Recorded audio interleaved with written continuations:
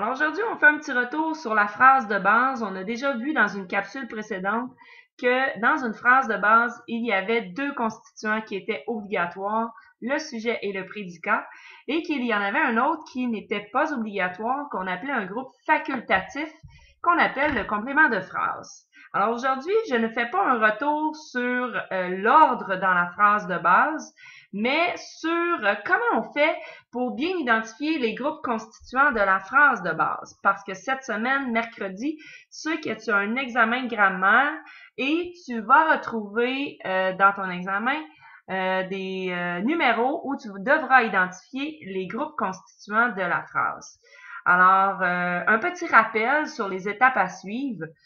Tout d'abord, tu dois souligner le fameux verbe conjugué en l'encadrant de ne pas. J'imagine que tu commences à savoir que un verbe conjugué, pour le repérer, on l'identifie en l'encadrant de ne pas et on relit notre phrase du début pour être bien certain et certaine que c'est notre verbe conjugué.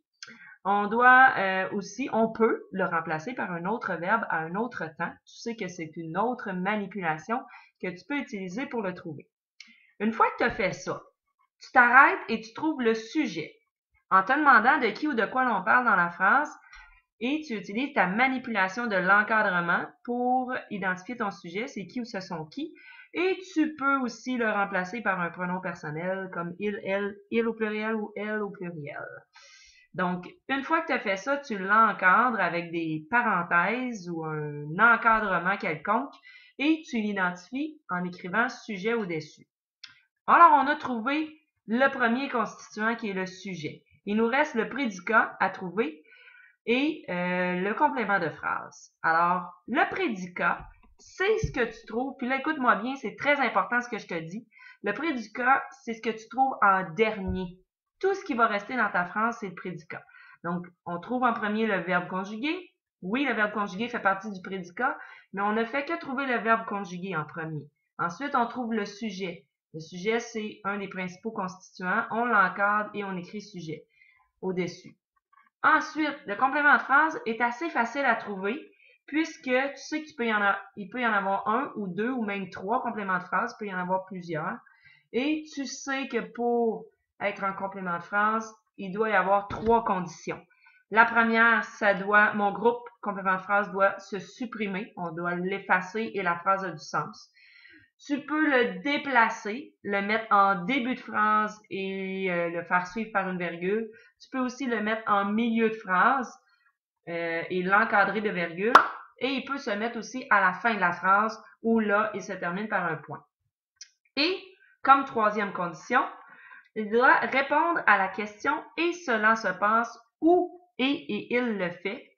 Donc, on appelle ça du dédoublement. Maintenant, le prédicat. Ah oui, ici, attention, il peut y avoir plus d'un CP dans une phrase, je te l'ai déjà mentionné. Pour trouver le prédicat, c'est simple parce que une fois que tu as trouvé le sujet, que tu as trouvé le complément de phrase, tu sais que le prédicat contient le verbe conjugué et tout ce qui reste, tu l'encadres et ça fait partie du prédicat. Donc, moi, honnêtement, je trouve que le prédicat, c'est ce qui est le plus difficile à trouver. Mais quand tu procèdes de cette façon, en trouvant ton sujet, ton complément de phrase, tu sais que tout ce qui reste, ça va être ton prédicat. Alors, on va faire un exemple ensemble. L'inspecteur solutionne des enquêtes difficiles chaque semaine. Je crois que cette feuille-là, tu l'avais déjà reçue. Donc, tu peux t'y référer vraiment cette semaine pour étudier pour ton test de grammaire et tu peux réécouter la capsule autant de fois que tu le veux. Donc, on fait un exemple avec cette phrase-ci. On souligne le verbe conjugué. On l'encadre par ne pas et on peut aussi le remplacer par un autre verbe à un autre temps. Donc, l'inspecteur ne solutionne pas des enquêtes difficiles chaque semaine. Ça se dit bien. Et je peux aussi dire l'inspecteur solutionnera des enquêtes difficiles chaque semaine. Ça se dit bien. Une fois que j'ai fait ça, je trouve le sujet en me demandant de qui ou de quoi l'on parle. Donc, j'encadre le sujet par c'est qui. C'est l'inspecteur qui solutionne des enquêtes difficiles chaque semaine. Ça se dit bien. Et je peux le remplacer par un pronom personnel comme il au singulier puisque c'est un inspecteur. Donc, il solutionne des enquêtes difficiles chaque semaine. Tout ça se dit bien. Maintenant, est-ce qu'il y a un complément de phrase? Ça se peut qu'il y ait des phrases qui n'en aient pas, puisque c'est un constituant qui n'est pas obligatoire, qui est facultatif. Donc, pour le trouver, on le supprime, on le déplace et on utilise le dédoublement. Donc, l'inspecteur solutionne des enquêtes difficiles. Je crois que chaque semaine, c'est le complément de phrase, puisque je peux le déplacer et l'effacer. On va commencer par l'effacer. L'inspecteur solutionne des enquêtes difficiles, ça se dit bien. Je peux le mettre en début de phrase chaque semaine, virgule. On n'oublie pas notre virgule lorsque le complément de phrase est en début de phrase. L'inspecteur solutionne des enquêtes difficiles et le dédoublement. L'inspecteur solutionne des enquêtes difficiles et cela se passe chaque semaine. Ou encore, l'inspecteur solutionne des enquêtes difficiles et il le fait chaque semaine.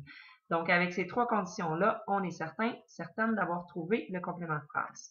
Et pour trouver le prédicat, comme je te l'ai mentionné, c'est le verbe conjugué. Donc, on ne solutionne et on encadre tout ce qui reste, qui fait partie du prédicat.